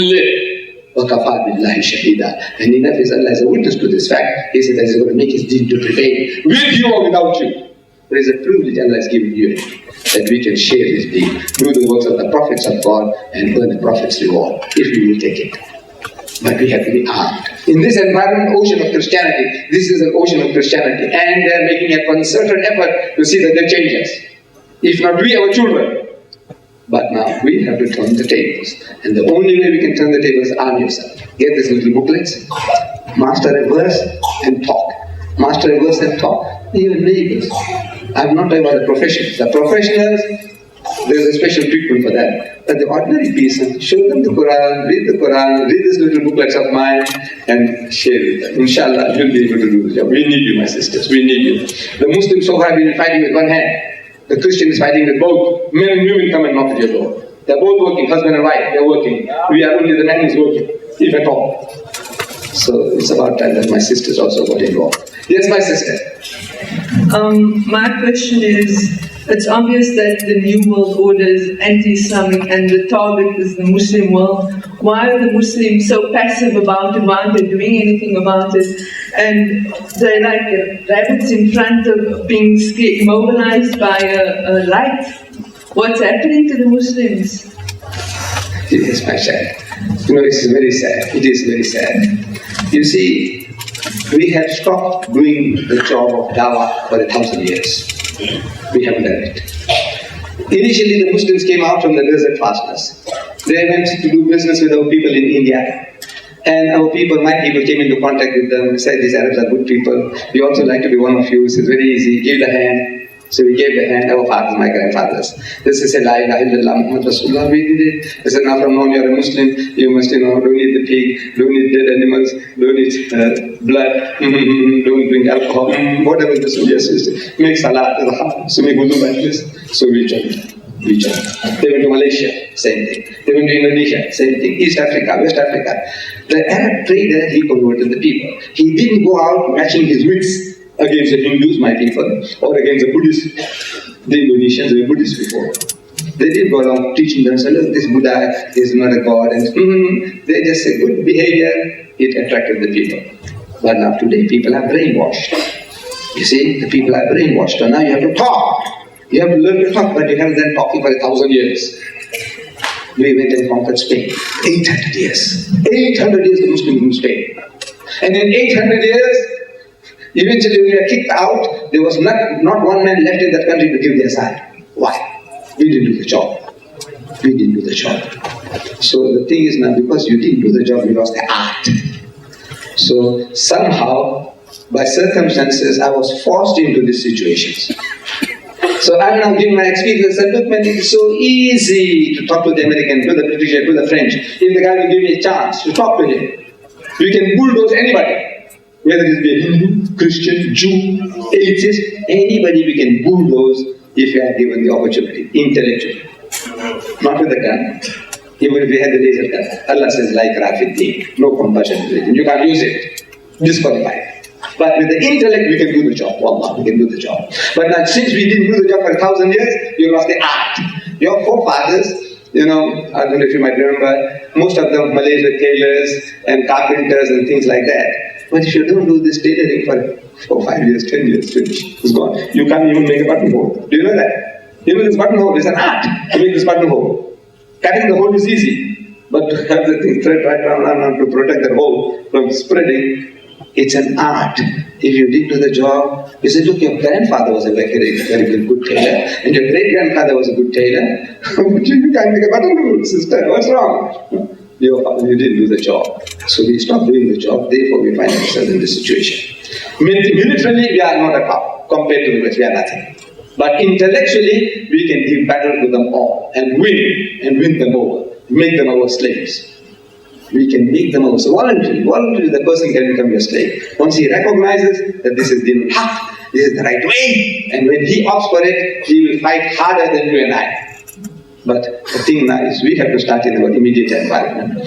I can't tell you why are the Arabs doing this, and why are the Turks doing that, and why do the Pakistanis do that. But wherever I person will get started, and in your own environment. The Christian is knocking at your door in Pakistan. They are boasting they have converted more Pakistanis into Christianity since independence than the previous 100 years of British rule. They have converted more Bangladeshis into Christianity since independence than in the previous 100 years of British rule. They have converted 15 million Indonesians into Christianity. And by the turn of the century, they want to make Indonesia a Christian nation. And they have every sign that they will succeed. So the thing is now, it's about time that we in our own little environment, we start opening our heart. That's our duty. Is there to start in our own environment, according to our capacity, just talk and talk. And inshallah, if everybody starts waking up to the responsibility, we'll do that. We'll be able to turn the tables. I had a complaint, was a lady at work, with regards to religion. Okay? And I pointed out to her all the mistakes in the Bible. But then she brings another copy to me.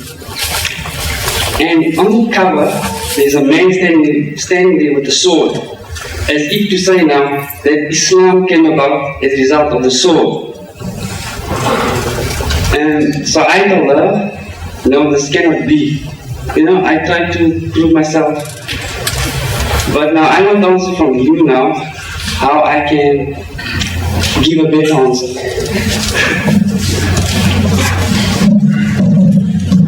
The insinuation that this lady you were talking about she makes is that Islam was spread at the point of the sword. And she produced a book with a picture on the cover, drawing, I suppose, by hand drawing, to say man with a sword, presuming that is Muhammad, that he spread his religion at the point of the sword. That's the charge. So he said, look, you find Thomas Carlyle, one of the greatest thinkers of the past century. In 1840, he delivered a series of talks on the topic, the hero and hero worship. And he chose our Nabi as his hero prophet. 1840, one of the greatest thinkers of the past century. And he defends our Nabi Kareem against this charge of the sword. He said, the sword indeed, but where will you get your sword? He said, every new opinion at its beginning is precisely in the minority of one. In one man's head alone, there it dwells as yet. That one man take up a sword and try to propagate with that will do little for him.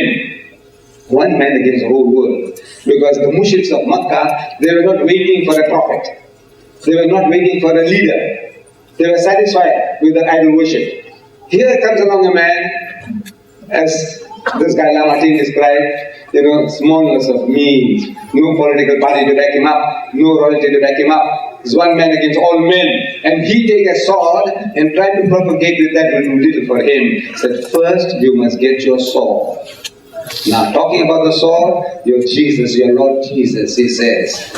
Luke chapter 19, verse 27, he says, for those of mine enemies, who will not that I should rule over them, bring them hither and slay them before me. Dear God, he said, think ye that I come to send peace on earth? I am come not to send peace but a sword. And what do I carry? The fire is already lit. Is that your Jesus? Who's talking? Your Jesus Christ. He is the man of the sword. He went to the temple and he beat up the people in the temple with a whip, a potted whip. And he upturned the tables of the money changers and he whipped them and chased them out of the temple. Your God, Jesus. Now you show any such example about Muhammad. There's nothing. So you are tongue-sucking something. But now look at your own book. Jesus said, judge not that ye be not judged. For if that judgment ye judge, ye shall be judged. And if that measure ye meet, it shall be measured unto you.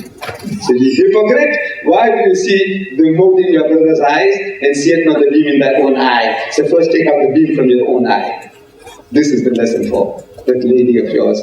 Show her. This is what your Bible says about Jesus, that he said he's come with a sword and he's come to light fire, and what do I say? It is already lit.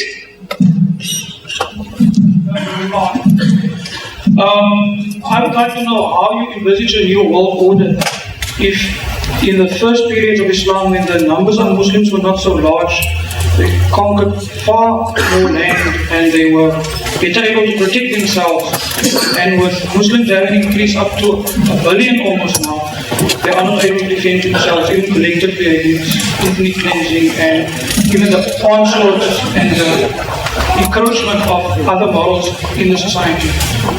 How do you envisage a new world order if by numbers we really increase and we manage to convert non-Muslims to our faith?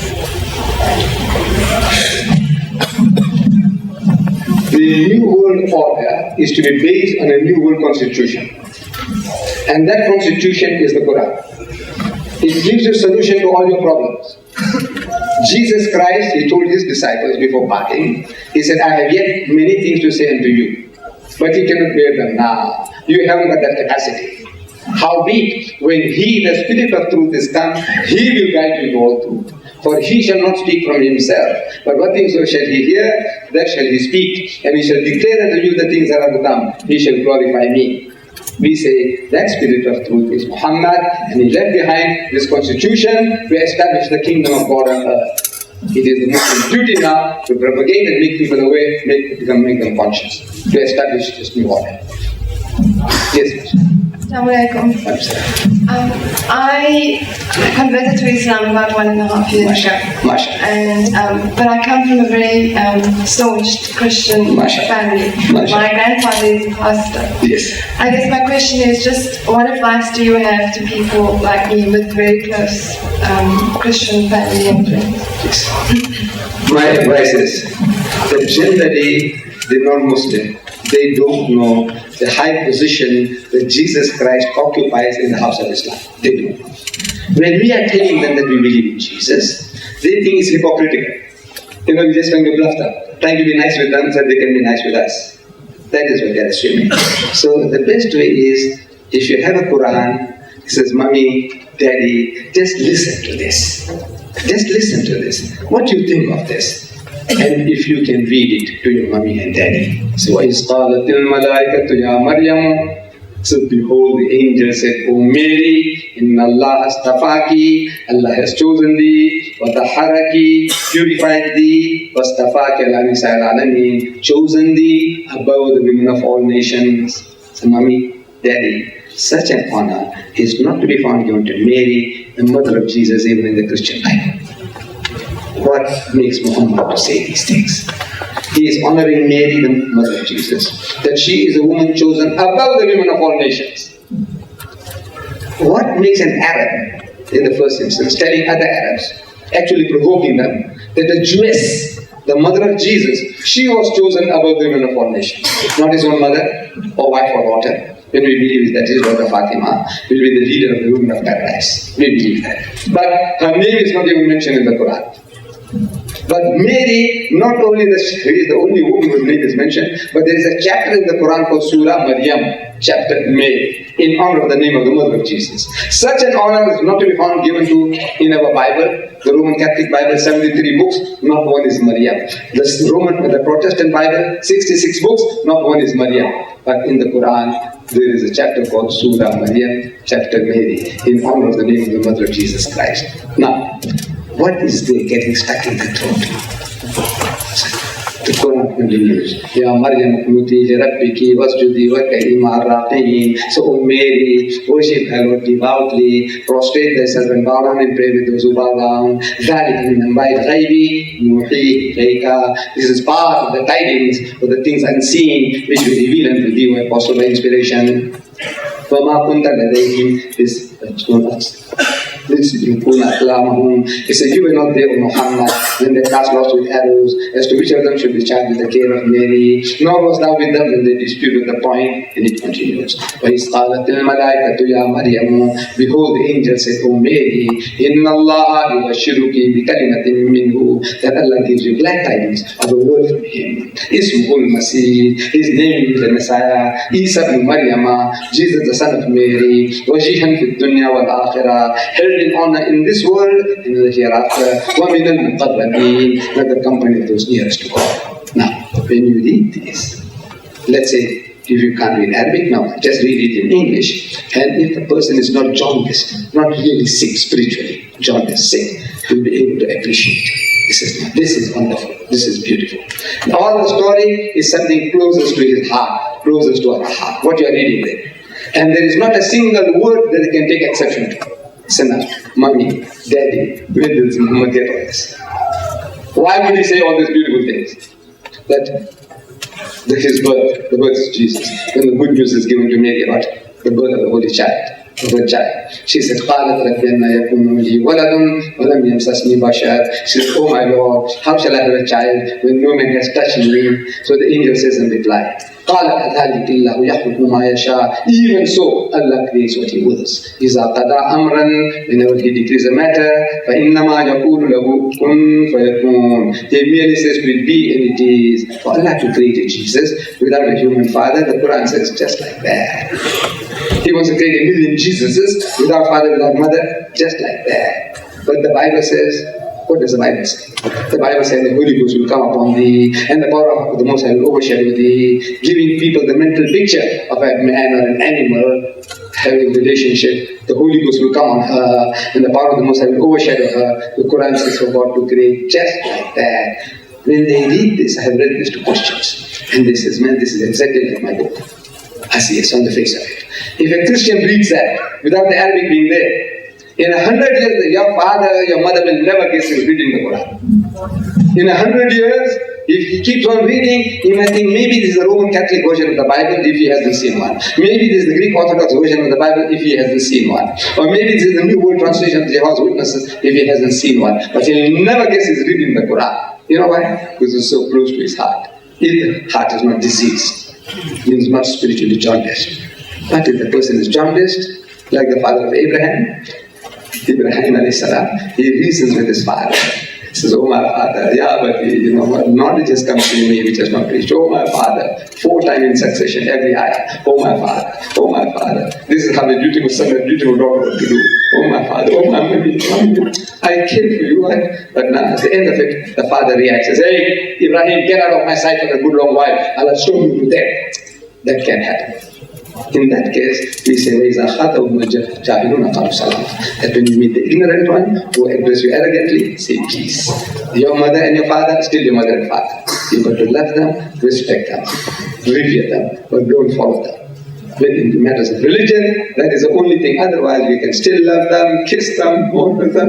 And if they're bedridden, your mother, you can have every right to do all the things that you're supposed to do to your mom and your dad.